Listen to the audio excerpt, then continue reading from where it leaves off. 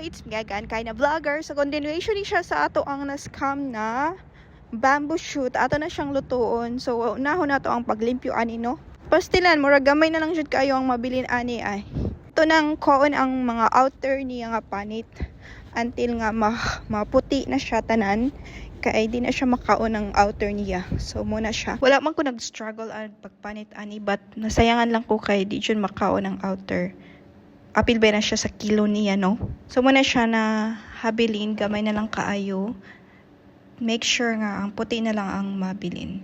Tapos, i-chop ni mo siya into small, long pieces. And ihumol siya og asin with water para makuha ang iyang kapait. I-add-on lang nako siya sa pork nga akong giluto daan. And here we go. Here we go. It's tasting time. Bantay jud dili mo lami ay. Super yummy jud. Ang iyang rate is 11/10. Siguro sa kamahal or tungod kay gimingaw lang ko. So, mura to. Bye!